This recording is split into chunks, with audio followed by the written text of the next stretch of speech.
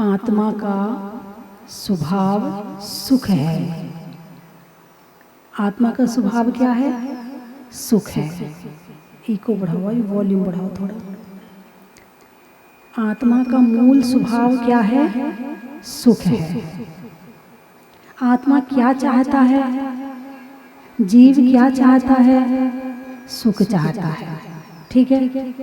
मैंने अभी एक दिन बताया था डायरेक्ट सुख और इनडायरेक्ट सुख। इंद्रियों के भोगों के माध्यम से जो मिलता है वो इनडायरेक्ट है, पराधीन है। लेकिन ध्यान में बैठ करके बाहर के पर पदार्थों को छोड़ करके जो सुख प्राप्त होता है वो डायरेक्ट है। ठीक है। अब हम अनंत काल से भटक रहे हैं। कौन से सुख के लिए भटक रहे हैं? सुख के लिए तो भटक रहे हैं, लेकिन अनंत काल से हम सांसारिक सुखों के लिए ही भटक रहे हैं। हमें ये ज्ञान ही नहीं है कि हमें डायरेक्ट सुख मिल सकता है। हमने इंद्रियों को बीच में दलाल बना रखा है। क्या बना रखा है? दलाल बना रखा है।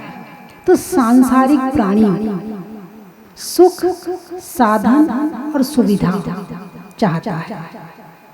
मोबाइल चाहिए कि नहीं चाहिए? अरे बोलिए ना। मोबाइल चलाने में सुख मिलता है कि नहीं मिलता है? सच बोलना। मोबाइल चलाने में सुख मिलता है कि नहीं मिलता है? यदि हम कहें चलो आप ना तो हाँ में गर्दन हिला रहे हैं ना में हिला रहे हैं। यदि आप कहेंगे सुख नहीं मिलता है तो मैं कहूँगी छोड़ दो। आप कहोगे मिलता है तो मामला गड़बड़ है। मोबाइल से सुख कैसे मिल सकता? सुख तो आत्मा का स्वभाव है, तो मोबाइल से कैसे मिल रहा है फिर सुख? इसी को ही भोग उपभोग कहते हैं। जो भोग और उपभोग के माध्यम से सुख की एक अनुभूति, सुखाभास, क्या कहेंगे? सुख का आभास, यानी सांसारिक सुख।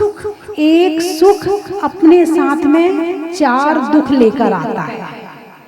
इसका नाम है सांसारिक सुख। क्या? एक सुख 4 दुख। एक सुख के साथ 4 दुख फ्री। मान लो आप मोबाइल चलाते हैं और आपको मोबाइल चलाना बहुत अच्छा लगता है। ठीक है। आप लगे हैं उंगली घुमाने लगे, आंखें लगी पड़ी हैं और कुछ नहीं तो गेम खेल रहे हैं। बच्चे गेम खेलते कि नहीं खेलते? अरे बोलिए ना। गेम खेलने में सुख मिलता कि नहीं मिलता? कौन कौन खेलता है गेम? हाथ उठाकर बताओ। अच्छा, कौन कौन नहीं खेलता वो हाथ उठा लो। तो खेलने वाले अपने आप पता चल जाएंगे। बहुत बढ़िया। गेम खेलने में सुख मिल रहा कि नहीं मिल रहा? मिल रहा। अब आंखें कहाँ हैं? मोबाइल में। इतना सा मोबाइल और आंखों पर जोर पड़ रहा। 1 घंटा खेला, 2 घंटा खेला, आंख 1 दिन, 2 दिन, 4 दिन, 15 दिन, महीना भर सहन किया और उसके बाद आंखों ने जवाब दे दिया। आंखों में चश्मा चढ़ गया, आंखों में बीमारी आनी शुरू हो गई। गेम खेलने में सुख मिला? अरे बोलिए ना, सुख तो मिला, लेकिन उसके साथ आंखों की बीमारी गिफ्ट मिल गई। दिमाग की नसों पर भी जोर पड़ता है तो दिमाग की नसें भी कमजोर होने लगी, तो दिमाग की बीमारी गिफ्ट मिल गई। अब जब मोबाइल है, खेलोगे गेम तो कोई चलते फिरते तो खेलोगे नहीं, एक जगह टिक के बैठोगे। अभी एक भाई ने बताया, बोले मेरे भाई की लड़की के पैर खराब हो गए। तो मैंने कहा पैर खराब हो गए? बोले 15-16 साल की है, उसके पैर खराब हो गए। भाई क्यों खराब हो गए? बोले सारे दिन मोबाइल चलाती है, ना चलती है, ना फिरती है, ना दौड़ने वाला खेल खेलती है, तो जब पैरों का यूज नहीं करती है तो उसके पैर खराब हो गए। ये तो पक्की बात है। शरीर के जिस अंग से काम नहीं करोगे वो अंग कमजोर हो जाएगा। हाथों से काम नहीं करोगे, हाथ कमजोर हो जाएंगे। दिमाग से काम नहीं करोगे, दिमाग कमजोर हो जाएगा। यानी जो भी अंग से काम नहीं करोगे, मेहनत नहीं करोगे शरीर से, तो शरीर कमजोर हो जाएगा। बोले इसलिए उसके पैर खराब हो गए। उसके पैर इतने कमजोर हो गए हैं कि अब वो चल भी नहीं पाती है। आप प्रकृति की व्यवस्था देखिए कि छोटे बच्चों को खेलना पसंद होता है, आप पकड़ पकड़ के बिठाते हो और वो क्या करते हैं, हाथ से छूट जाते हैं और दौड़ दौड़ के खेलना शुरू कर देते। कुछ नहीं, ये प्रकृति की व्यवस्था है, वो जितना दौड़ेगा उसके पैर उतने मजबूत होते। और आजकल के बच्चे मोबाइल लेके बैठे रहते हैं तो उनके पैर पहले से कमजोर हो जाते हैं। फिर आ गई लिफ्ट, क्या आ गई, पहले तो अस्पताल में लिफ्ट होती थी, उसके बाद होटल में लिफ्ट होने लगी, उसके बाद ऑफिसों में लिफ्ट होने लगी, अब तो घरों में लिफ्ट लगने लगी कि सीढ़ी भी ना चढ़ना पड़े। तो सीढ़ी नहीं चढ़ेंगे, सीढ़ी चढ़ने से पैरों पर जोर पड़ता है, पैरों पर जोर पड़ेगा पैर मजबूत होंगे, लेकिन सीढ़ी भी नहीं चढ़ना चाहते, लिफ्ट लगाओ। तो कहने का अभिप्राय मेरा ये है कि आप मोबाइल का सुख चाहते हो तो मोबाइल के सुख के साथ में आंखों का दुख, दिमाग का दुख और उससे जो बुरी आदत सीखोगे उसका दुख और पांव का दुख और हाथ का दुख फ्री में मिल जाएगा। बात समझ में आई कि नहीं? तो आत्मा को क्या चाहिए? सुख चाहिए। चतुर्थ काल के पहले प्रथम द्वितीय तृतीय काल में यहाँ भोग भूमि थी। कौन सी भूमि थी? भोग भूमि। भोग भूमि में सांसारिक भोगों के साधन, सुख के साधन बिना मेहनत किए मिल जाते हैं। अभी तो आप कमा कमा के प्राप्त करते हो, लेकिन तृतीय काल में, द्वितीय काल में और प्रथम काल में वहाँ कल्प वृक्ष होते थे। क्या होते थे? कल्प वृक्ष होते थे। कल्प वृक्ष, वृक्ष कल्प द्रुम, द्रुम यानी वृक्ष, कल्प वृक्ष जो तुम्हारी मनवांछा को पूर्ण करे उसे कहते हैं कल्प वृक्ष। 10 प्रकार के कल्प वृक्ष होते थे, है ना? भाजनांग, भोजरांग, ज्योतिरांग, मालांग, दीपांग और वस्त्रांग, इस तरह के 10 तरह के जो तुम्हारे लिए जितनी वस्तु उपयोगी है उतने तरह के कल्प वृक्ष होते थे। और जो भी वस्तु चाहिए उस कल्प वृक्ष के पास जाओ और तुम इच्छा करो और वो दे देता था। ऐसे कल्प वृक्ष इस धरती पर हुआ करते थे जहां आप रह रहे हो।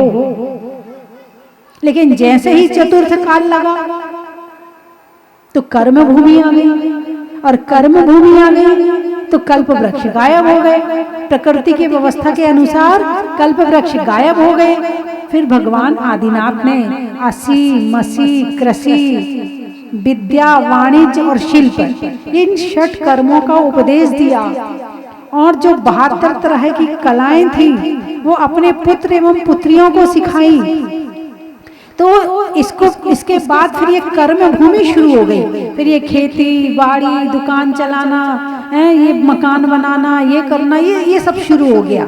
इसके पहले भोग भूमि थी, करने की जरूरत नहीं थी, सब बिना मांगे मिल जाता था। तो वहां के लोगों को जब बैठे बैठे मिल जाता था तो वहां के लोगों का शरीर तो बहुत कमजोर होता होगा।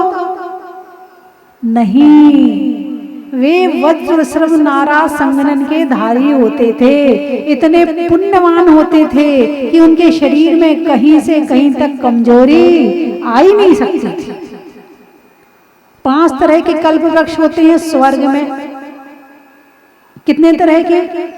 5 तरह के कल्प वृक्ष होते हैं स्वर्ग में। आप लोग भक्तांबर में पढ़ते हैं ना, जब वो पुष्प वृष्टि प्रातिहार्य का वर्णन आता है, मंदारी सुंदर नमेरु सुपारिजात, संताने काधिक सीमोत कर वृष्टि रुद्धा। मंदार सुंदर, नमेरु पारिजात और संताना, ये 5 तरह के कल्प वृक्ष स्वर्ग में होते हैं। और इनके पुष्पों की वृष्टि भगवान के समूह शरण में होती है। अब यदि कल्प वृक्ष कहीं बचा है तो हमारे भगवान है, मनवांछा पूर्ण करने वाले। चतुर्थ काल में जब भगवान का समूह शरण लगता है तो वहां पर इंद्र, देवेंद्र, चक्रवर्ती, राजा, महाराजा, त्रयंच, मनुष्य, मुनि, आरिका, श्रावक, श्राविका सभी आकर भगवान के चरणों में बैठते हैं। और भगवान का इतना अतिशय होता है, इतना अतिशय होता है कि कल्प वृक्ष क्या अतिशय करेगा जो भगवान का वहां पर अतिशय होता है। भगवान के चरणों तक जो पहुंच जाता है, यदि अंधा होगा तो आंखें आ जाएंगी। एक व्यक्ति ने प्रश्न किया, बोले आपके भगवान काय के भगवान? हाथ पे हाथ धरे, पैर पे पैर धरे, न किसी के रक्षा करते, न किसी की रक्षा करते, न भाला चलाते, न तीर धनुष से उनके पास में, न वो किसी की रक्षा करने के लिए जाते, न किसी के हाथ पांव दबाते, न किसी को वरदान देते, न किसी को अभिशाप, कुछ भी नहीं करते। वो तो हाथ पे हाथ धरे, पांव पे पांव धरे, आंख नीचे करके बैठे हैं। काहे के भगवान तुम्हारे? हमारे भगवान देखो सब कुछ करते हैं। मैंने कहा हमारे भगवान को कुछ करने की जरूरत नहीं है। क्यों नहीं है? क्योंकि वो एक कल्प वृक्ष बन गए हैं। रिद्धियां उनके चरणों में सेवा करती हैं, और जो भगवान के चरणों में पहुंच जाता है, यदि कैंसर जैसी बीमारी होगी तो बिना दवाई के ठीक हो जाएगा। यदि आंखों से अंधा होगा तो बिना डॉक्टर के उसकी आंखें आ जाएंगी। यदि लूला होगा उसका हाथ लग जाएगा। यदि कुबड़ निकली होगी उसकी कुबड़ ठीक हो जाएगी। लंगड़ा होगा उसका पांव आ जाएगा। भगवान को कुछ करने की जरूरत नहीं है। जो हवा भगवान को स्पर्श करती है, वो हवा यदि आपको स्पर्श कर ले तो सारी बीमारियां, सारे दुख सब दूर भाग जाते हैं। उन्हें कुछ करने की जरूरत नहीं है। ऐसे हैं भगवान।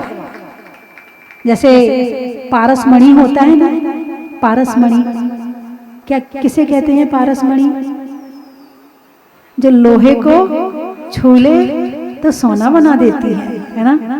भगवान पारसमणि है। इनका आप अपने मन में स्पर्श करें, इनको आप अभिषेक के माध्यम से टच करते हैं, ये आपका महान पुण्य है कि आप स्पर्श कर लेते हैं। लेकिन जो नहीं कर पाते हैं वो यदि मन में भगवान का स्पर्श करें, मन में भाव सहित स्पर्श करें, तो भगवान उनके रोम रोम में समा जाते हैं। भगवान उनके अंदर उतर जाते हैं। फिर उन्हें भगवान के पास जाने की जरूरत नहीं, भगवान उनके अंदर आ जाते हैं। लेकिन भगवान को अंदर लाने के लिए इतना पवित्र मन चाहिए कि भगवान रह सके। तुम्हारे घर में मेहमान आता है तो घर की साफ सफाई करते हो। भगवान को यदि मन के अंदर बुलाना है तो कषायों की सफाई, गंदगी साफ करनी पड़ेगी, पापों की गंदगी साफ करनी पड़ेगी, मन को शुद्ध करना पड़ेगा। फिर देखो भगवान कैसे नहीं आता, भगवान जरूर आएगा। लेकिन भगवान को लाने के लिए तुम्हें अंदर सफाई भी तो करनी पड़ेगी। गंदगी में भगवान के, जब तुम्हारा मेहमान गंदगी में नहीं आता है तो भगवान कैसे आ जाएगा? तो भगवान कल्प वृक्ष, ये विधान जो हो रहा है, इस विधान का नाम है कल्प द्रुम विधान, कल्प द्रुम महामंडल विधान। एक है सिद्ध चक्र महामंडल विधान। सिद्ध चक्र मंडल है किसके लिए है? जो सिद्ध भगवान है उनकी आराधना के लिए है। लेकिन जो कल्पद्रुम विधान है, भगवान जो समूह शरण में बैठे होते हैं, तो चक्रवर्ती आकर के सौधर्मेंद्र और जो 16 इंद्र होते हैं, और वहां और जितने भी मनुष्य, श्रावक, श्राविका बैठे होते हैं, नायक, यज्ञ नायक, सब लोग बैठे होते हैं, सबके साथ मिलकर के ये विधान करता है। कौन? चक्रवर्ती। तो क्या सौधर्मेंद्र का कोई रोल नहीं है? अरे सौधर्मेंद्र तो वहां का प्रमुख पात्र है। सौधर्मेंद्र कुबेर को आज्ञा करता है समूह शरण बनाओ, तब समूह शरण की रचना होती है, तब चक्रवर्ती आता है। और समूह शरण ही नहीं होगा तो विधान कहां से होगा? तो जो जहां जिस पात्र में है वो अपनी जगह, हर पात्र प्रमुख है। और इस तरह भगवान के समोशरण की रचना होती है। और आप देख रहे हो कि यहाँ भी भगवान के समोशरण की रचना हो गई है। मुझे तो कुछ सेटिंग सी नजर नहीं आ रही थी, नहीं तो मैं तो बड़ा वाला समोशरण लगवा देती। अब की बार में दोबारा जब करवाएंगे ना तो बड़ा वाला समोशरण लगवाएंगे। बीच में कभी और एक बार और करवाऊंगी।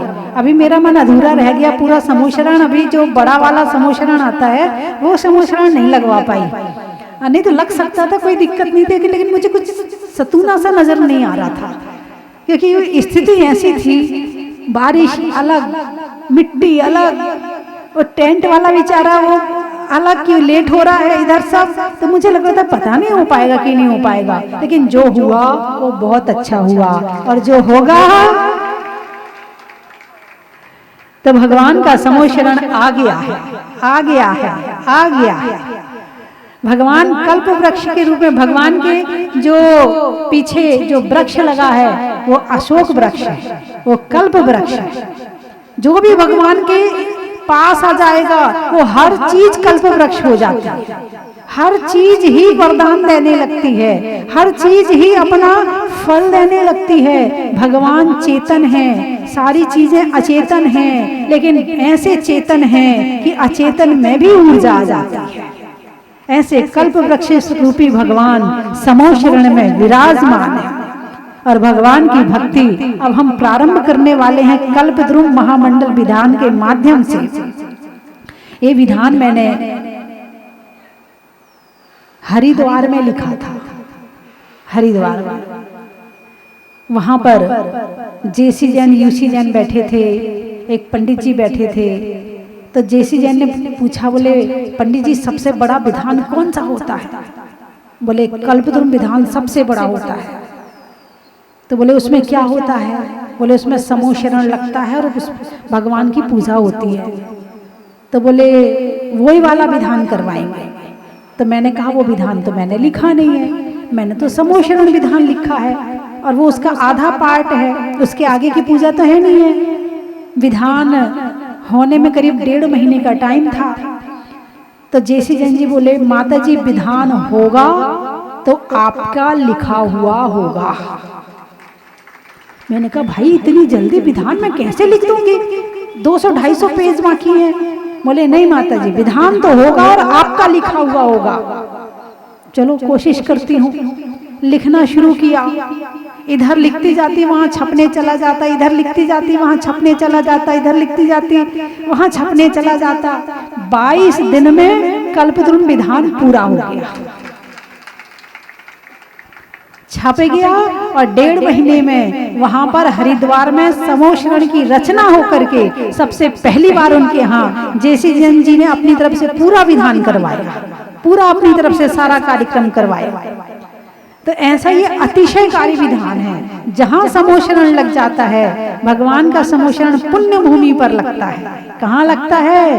पुण्य भूमि पर लगता है। तो यहाँ पर चतुर्थकालीन मुनि सुब्रतनाथ भगवान विराजमान हैं, और उनका समोशरण अभी यहाँ पर आ गया है, और हम सब उनकी भक्ति और पूजा करने जा रहे हैं। तो मेरी बात जो सुन रहे जो लोग विधान में यज्ञनायक, सौधर्मेंद्र, चक्रवर्ती, बाहुबली, ईशानेंद्र, और जो भी आप सब कुछ बन चुके हैं वो तो बन ही चुके हैं, लेकिन जो नहीं बैठ पाए हैं उन्हें मैं प्रेरणा दूंगी कि एक एक दिन विधान में अवश्य बैठें। ये तो 8 दिन वाले पात्र हैं, जो बन गए हैं वो 8 दिन वाले पात्र हैं, लेकिन जो नहीं बन पाए हैं वो भावना बनाए, मन में भगवान से प्रार्थना करें कि हे भगवान एक दिन की पूजा तो अवश्य ही मैं करूं, मेरे ऐसे भाव बन जाएं। ये प्रार्थना भगवान से करो, क्योंकि अपने आप भाव तो बनते नहीं है। अच्छे काम के भाव धक्का मार के भी बना तो भी नहीं बनते हैं, और अपने आप बन जाए बड़ा पुण्य का उदय मानना, और कहने से बन जाए तो भी पुण्य का उदय मान लेना। तो भगवान के समोशरण में बैठकर, भगवान के समोशरण में कौन जाता है? या तो सम्यक दृष्टि होता है, या भव्य जीव जो सम्यक दर्शन प्राप्त करने वाला है। ऐसा जीव ही भगवान के समोशरण में 8वीं भूमि तक जाता है, और बाकी तो सब घूम घाम के चले आते हैं। बहुत अच्छा मोशन, पंडाल बहुत अच्छा लगा है, बहुत बढ़िया पंडाल लगा, लाइटिंग वाइटिंग भी बहुत अच्छी है, समोशन भी बढ़िया है, वहां पर ये लगा हुआ, वो सब देख दाख के चला आएगा, लेकिन प्रभु की पूजा और भक्ति करने तो वही पहुंच पाता है जो सम्यक दृष्टि भव्य जीव होता है। जो नहीं आ पाए हैं वो अभी भी आ जाए। आज तो थोड़ी सी पूजा हो पाएंगी क्योंकि अभी सारा कार्यक्रम अपना इस चीज में टाइम निकल गया, थोड़ी सी पूजा होगी, कल से पूजा वास्तव में शुरू हो जाएगी। वास्तव का मतलब ज्यादा देर तक, अभी तो आज थोड़ी देर के लिए पूजा होगी। तो बंधुओं, भगवान का समो शरण, आपको मेंढक की कहानी याद है? अरे बोलिए ना। एक सेठ जी मंदिर में बैठे हैं, सामायिक कर रहे हैं, एक दीपक जला लिया, गर्मी के दिन है, और विचार किया जब तक ये दीपक जलेगा मैं सामायिक करूंगा। पत्नी आई, दीपक बुझने वाला है, सेठ जी सामायिक कर रहे हैं, चलो तेल डाल दिया। अब सेठ जी को लगी प्यास, नियम के पक्के थे, सामायिक नहीं छोड़ूंगा, और इतनी प्यास लगी कि उनके प्राण पखेरु उड़ गए। वो पानी की भावना के साथ मरण किया तो कुएं में मेंढक बना। लेकिन कौन से कुएं में मेंढक बना? जहां भगवान महावीर का समोशरण लगा हुआ है, उस कुएं का मेंढक बना। यानी धर्म किया तो उसका फल है कि समोशरण के करीब आया, और प्यास के कारण से मृत्यु हुई तो उसका फल है कि मेंढक बना। अब सारे लोग पहाड़ पर जा रहे हैं, मेंढक ने देखा, अरे ये तो सब भगवान के समोशरण की पूजा करने जा रहे हैं, मैं भी जाऊंगा। हर मेंढक के भाव नहीं बनने वाले, जिसके पिछले संस्कार होंगे उसी के भाव बनेंगे, जिसका कल्याण होना होगा उसी के भाव बनेंगे। चल दिया वो मेंढक एक फूल की पाखुड़ी तोड़ करके और चल दिया। इधर राजा श्रेणिक का हाथी जा रहा है। अब हाथी चाल तो आपको पता है, वो नीचे नहीं देखता, इधर देखेगा उधर देखेगा, नीचे देख के नहीं चलेगा। अब मेंढक के ऊपर हाथी का पांव पड़ गया और मेंढक के प्राण पखेरु उड़ गए। क्या बना मर करके? देव बना। क्या बना? देव बना। राजा श्रेणिक समोशरण में बाद में पहुंचे, वो मेंढक का जीव देव बन करके क्षण भर में पहुंच गया। ये है धर्म का फल। किसी गति में चले जाओ, धर्म यदि अंदर में होगा वो खींच करके ले आएगा आपको वापस। इसलिए कुछ छूट जाए संसार में, धर्म नहीं छूटना चाहिए। धर्म का फल हमेशा अच्छा ही होता है। यदि कोई घटना भी घट जाए, अब आप क्या कहोगे? देखो वो मेंढक तो बेचारा समोशरण में जा रहा था और उसका एक्सीडेंट हो गया, कहोगे ना? आपकी दृष्टि में तो ये नजर नहीं आ रहा कि वो देव बन गया, ये नजर नहीं आ रहा कि वो देव बन के समोशरण में पहुंच गया। आप क्या देखोगे? बेचारा देखो समोशरण मंदिर जा रहा था, भगवान के पास जा रहा था, और देखो उसका एक्सीडेंट हो गया, वो हाथी के पांव के नीचे आ गया। यही देखोगे ना? उसके आगे भी देखो। यदि भक्ति की भावना से जा रहे हो तो उसमें भी भला है, मरने में भी भला है। तो बंधुओं, जब भगवान की भक्ति हृदय में है, अभी समोशरण में पहुंचा नहीं है, तो ये प्रभाव है। और जब साक्षात चरणों में पहुंच जाएंगे तो क्या प्रभाव है ना? तो बंधुओं, एक कल्पद्रुम महामंडल विधान किसी कल्प वृक्ष से कम नहीं है, और कल्प वृक्ष के सामने तो मांगने की भी जरूरत पड़ती है, लेकिन भगवान के सामने तो मांगने की जरूरत भी नहीं पड़ती है। ऐसे हमारे भगवान होते हैं। इन्हें देते नहीं देखा, मगर किसी की झोली खाली नहीं देखी। झोली खाली है नहीं और देते देखा नहीं, ऐसा अतिशय है इनका। तुम्हें वो नजर आता जो हाथ उठा के देता है, तुम्हें वो नजर नहीं आता है कि जो किरणों के माध्यम से आता है।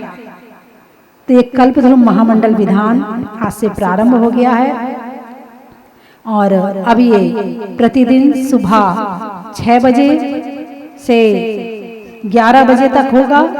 और टाइम का मतलब टाइम, 6 का मतलब 6, ये मत समझना 6 कहा है 6:15 तो बजी जाएंगे, 7 तो बजी जाएंगे, नहीं, 6 का मतलब 6। अब तो समूह शरण आ गया है और भगवान की दिव्य ध्वनि खिरेगी तो टाइम से खिरेगी। आप लेट हो जाओगे तो घाटा हो जाएगा।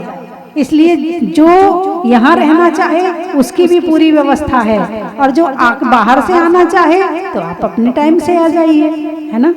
तो शाम के समय यहाँ का कार्यक्रम ठीक 5:30 बजे शुरू हो जाएगा, क्योंकि रात को कीड़े होते हैं, इसलिए कार्यक्रम रात में नहीं चलेगा। ध्यान आदि तो करवा देंगे, है ना, प्रवचन आदि तो कोई करवा देंगे लाइट बंद करवा के, लेकिन जो नाटक आदि हैं वो 5:30 बजे से शुरू हो जाएंगे। और हमारे जो संगीतकार हैं बहुत मधुर मधुर और बहुत अच्छे भजन बोल रहे हैं, तो उनके भजन भी हम शाम को सुनेंगे, ठीक है ना। और हमारी पंडित जी बहुत ज्ञानी हैं, अनुभवी हैं, तो उनके अनुभव का और उनके ज्ञान का लाभ भी आपको जरूर मिलना चाहिए। तो ये विधान, और जो देख रहे हैं टीवी में वो देखने ही आ जाओ, यहाँ आकर के देख लो, भगवान के दर्शन भी हो जाएंगे और विधान भी देखा जाएगा। और एक दिन आपकी जो यहाँ पर उपस्थिति होगी तो यहाँ का पुण्य लाभ भी लेकर जाओगे। जो रोज आ सकता है वो रोज आ जाए, जो पूरे समय